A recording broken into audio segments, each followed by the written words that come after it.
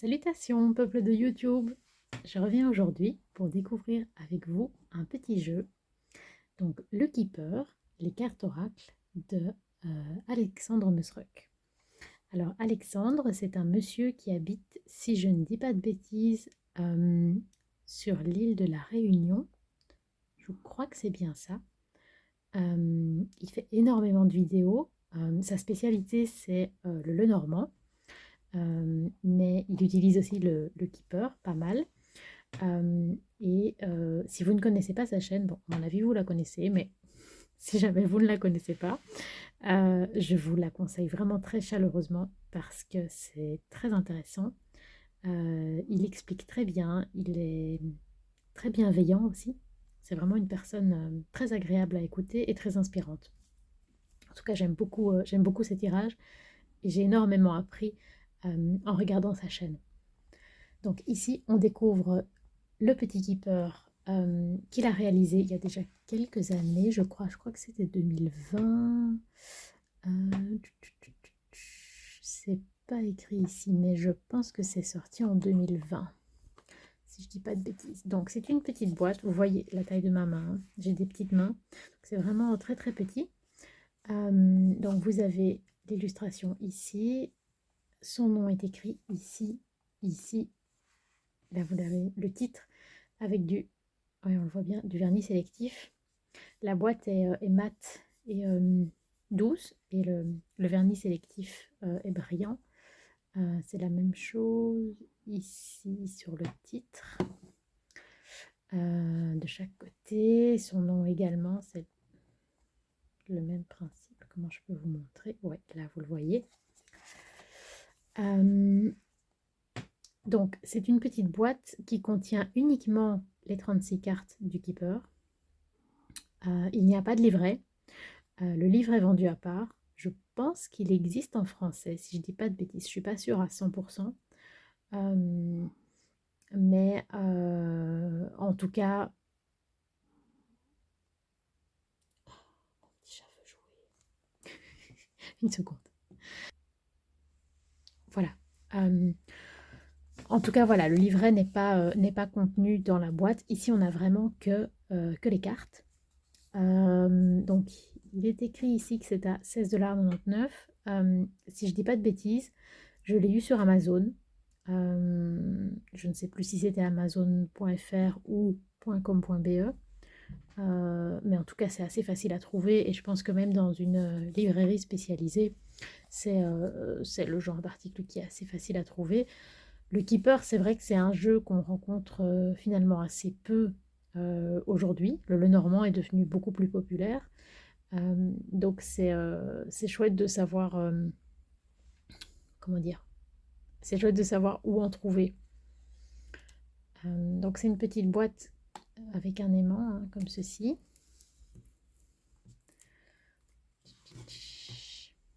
Decoding Powerful Messages. Donc je ne l'ai jamais utilisé, hein, je le découvre vraiment avec vous. Hop, vous voyez que les cartes sont encore scellées. Oups. On va mettre la petite boîte comme ceci. Alors, donc vous avez un scellé en plastique. Donc les tranches sont dorées. Un doré assez doux, un peu vieilli.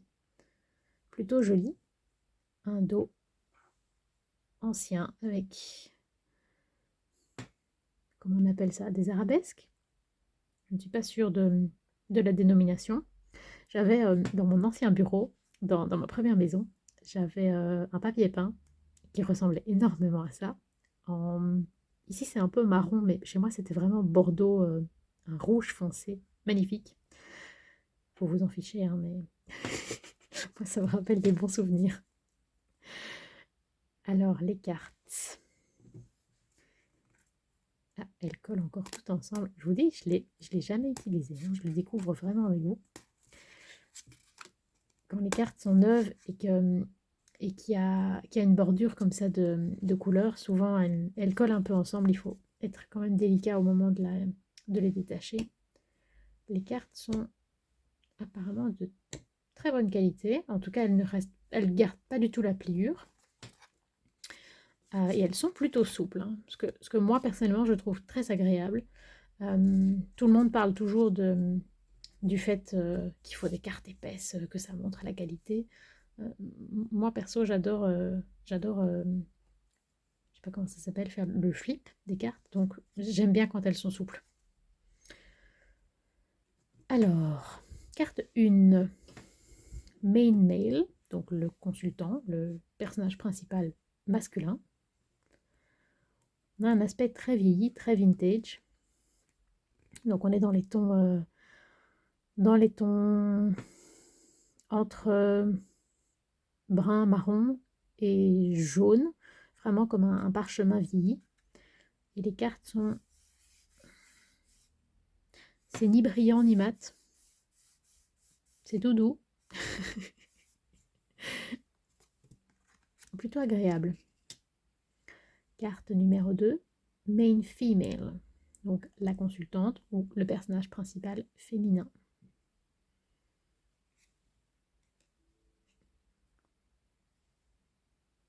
Marriage, donc le mariage. Carte numéro 4, Meeting.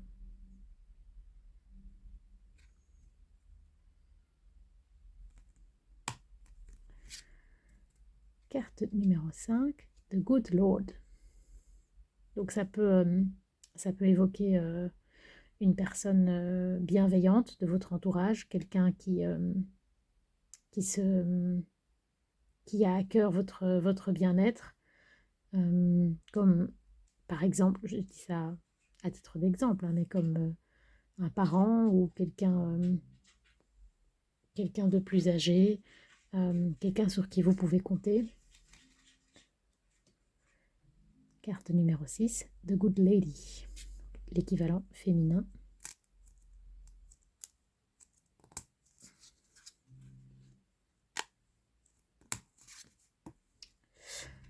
Carte numéro 7, A Pleasant Letter. Oh, on a de la visite. Bonjour mon amour. Bonjour petit chat. Non, il ne faut pas manger le pot pourri. Non. Petit monstre. A Pleasant Letter, donc une lettre agréable, donc des bonnes nouvelles. Des nouvelles, de toute façon.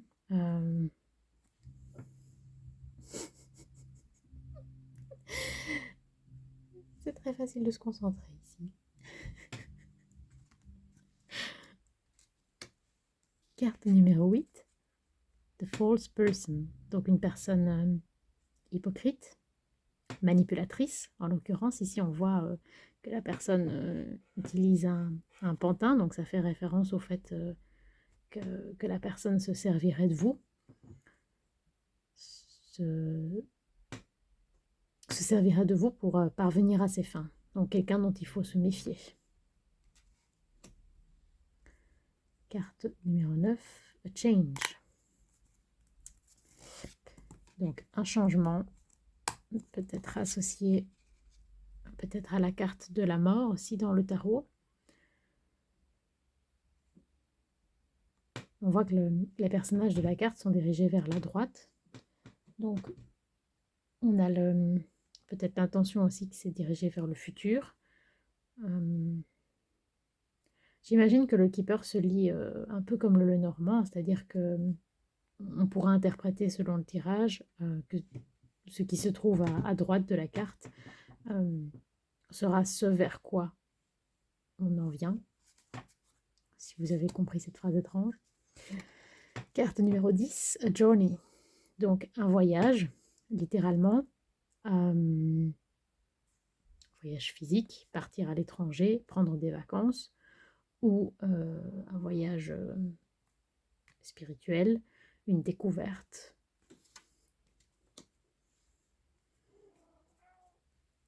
Carte numéro 11, A Lot of Money, donc beaucoup d'argent. On pense à un héritage, peut-être un emploi plus rémunérateur. En tout cas, ça évoque une bonne nouvelle. Enfin, Non, si c'est un héritage, c'est pas nécessairement une bonne nouvelle en fait, mais en tout cas quelque chose qui peut apporter une stabilité et un confort. A rich girl, donc une fille ou une femme riche.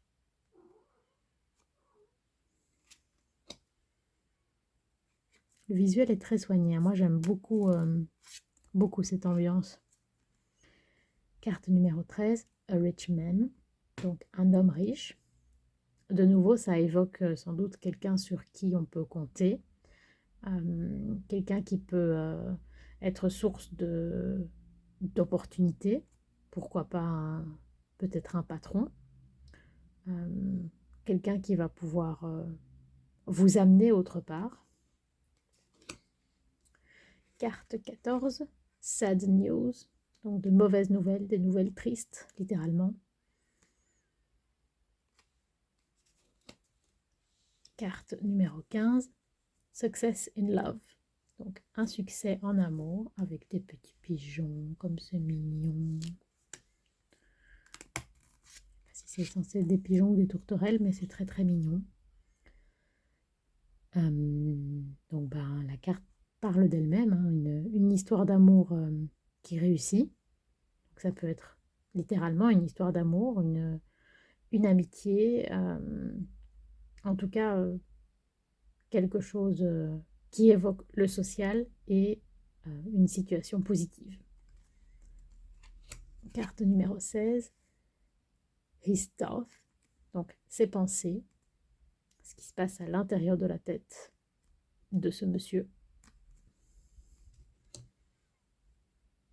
Carte 17, A Gift, un cadeau, un présent, quelque chose que l'on reçoit.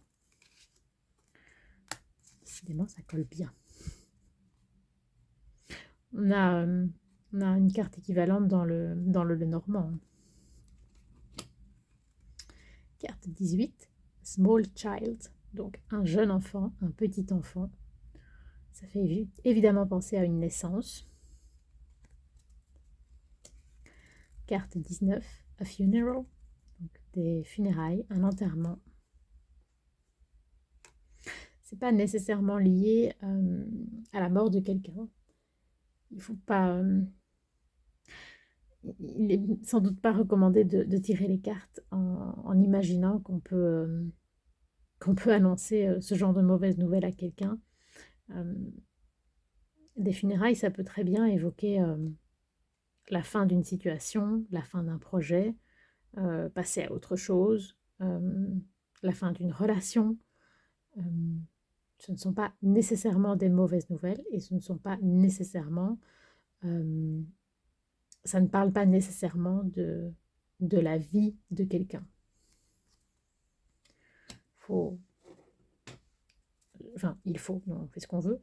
Mais je pense que c'est bien de se rappeler que quand on tire les cartes, on fait quelque chose de léger et d'agréable. Enfin, personnellement, j'aurais pas envie d'annoncer, de dire à quelqu'un qui va mourir ou que quelqu'un dans son entourage va mourir, juste parce que j'ai tiré une carte. J'aime faire des tirages qui sont inspirants, mais voilà, la prédiction ne va pas aussi loin que ça. En tout cas, c'est comme ça que je le vois personnellement. Carte 20, The House, donc la maison, le foyer. Carte 21, The Living Room, donc le salon, la pièce de vie. Le keeper ressemble assez fort au Lenormand, mais détaille des choses. Il y a beaucoup plus de détails dans la vie courante en fait. Carte 22, A Military, donc un militaire. Évidemment, ça peut faire référence à quelqu'un qui travaille dans l'armée, mais ça peut également faire référence à une manière d'être, quelqu'un qui est très scrupuleux, qui fait les choses dans les détails, qui a un caractère très carré, avec qui on rigole pas beaucoup. sans vouloir dire quoi que ce soit sur les militaires, évidemment. Carte 23, The Court. Donc, comment je peux dire ça en français, le tribunal.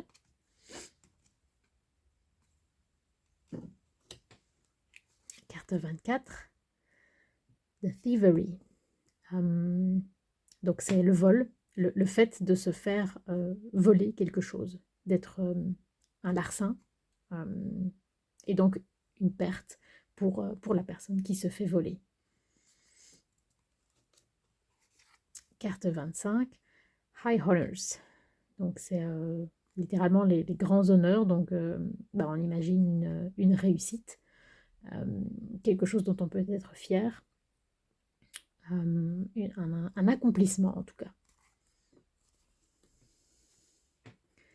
Carte 26, Big Luck.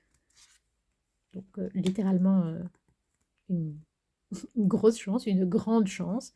Donc une situation favorable qui tourne à notre avantage. Carte 27, Unexpected Money. Donc de l'argent inattendu. Donc une rentrée d'argent qu'on n'avait pas prévue. Donc a priori, ça serait une bonne nouvelle. Maintenant, il faut toujours se demander d'où vient cet argent, hein, comme dans le cas de l'héritage que je mentionnais précédemment. Et qu'il n'y a pas que des bonnes nouvelles dans les bonnes nouvelles, tout comme il n'y a pas que des mauvaises nouvelles dans les mauvaises nouvelles. Carte 28, Expectation. Donc c'est l'attente, l'espoir. Oui, un mix de l'attente et de l'espoir. Carte 29, The Prison. Donc, la prison, qui peut être interprétée de nouveau littéralement ou comme une situation qui nous emprisonne, dans laquelle on se sent emprisonné, comme une relation qui ne fonctionne plus, un job qui ne nous convient plus. Carte 30, Legal Matters. Donc les affaires légales. Donc oui, quand on a affaire à la justice, à la loi. Voilà. Carte 31, Short Illness, donc une maladie de courte durée. Donc, de nouveau, hein, personnellement, quand je tire les cartes à quelqu'un, j'ai pas nécessairement l'intention de lui annoncer qu'il va tomber malade. Bon, je fais pas tellement de prédictions, mais qu'est-ce que je dirais en voyant cette carte? Moi, personnellement, j'aurais l'idée que ça évoque peut-être le besoin de se reposer, le besoin de penser à soi, le besoin de faire des pauses, le besoin de prendre un congé, d'écouter son corps et son esprit. Ou peut-être aussi un avertissement, par exemple, que là, on ne va pas dans la bonne direction. Voilà, ce genre de choses. Carte 32, Grief and Sorrow. Donc, le deuil et le chagrin. Cette carte me fait directement penser dans le tarot aux 3 d'épée. Donc, de nouveau, c'est pas parce qu'on vous tire une carte comme ça que ça veut dire que quelqu'un va mourir dans votre entourage. Ça peut être le ressenti au sujet d'une situation qui n'a rien à voir avec le deuil, le deuil d'avoir perdu quelqu'un. Hein. Ça peut être faire le deuil de quelque chose dans sa vie, passer à autre chose, se remémorer des souvenirs douloureux. C'est plus subtil que juste le mot de la carte. Commencez à comprendre, ça j'en suis sûre. Alors, carte 33, Murky Thought. Eh bien, je vous avoue que ça, je ne sais pas ce que ça signifie. J'irai voir et je vous le mets en bas de l'écran.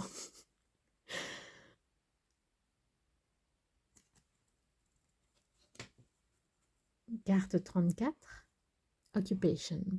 Donc, le fait d'être occupé à quelque chose, le fait d'avoir quelque chose à faire, que ce soit un travail ou un passe-temps, c'est le fait d'occuper ses mains, d'occuper son temps. On peut penser à une mission aussi. Carte 35, A Long Road, donc un long chemin à parcourir ou un long chemin parcouru. Soit littéralement, soit dans la vie. Et carte 36, Hope, Big Water. Donc, désespoir. Et bon, Big Water, littéralement, c'est une grande eau. Donc, j'imagine que ça fait référence à la mer. Donc, peut-être à des personnes qui sont éloignées. Ça évoque peut-être aussi les larmes.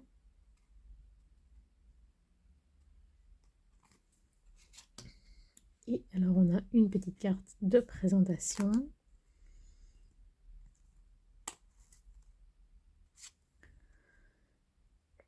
Des autres oracles d'Alexandre. Et une petite carte de présentation de l'auteur. Et voilà, c'est tout pour ce joli petit oracle. Donc, le Keeper par Alexandre Mosruck. Voilà, j'espère que cette présentation vous a plu. N'hésitez pas à liker cette vidéo, à commenter pour me dire si ça vous a plu, si vous tirez vous-même le Keeper, s'il y a des jeux qui vous plaisent en particulier, des livres qui vous ont particulièrement aidé dans cet apprentissage. Voilà, n'hésitez pas à m'en conseiller et à en faire connaître les autres personnes qui pourraient passer par là.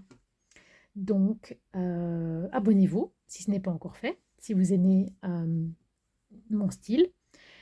Et il ne me reste plus qu'à vous souhaiter longue vie et prospérité.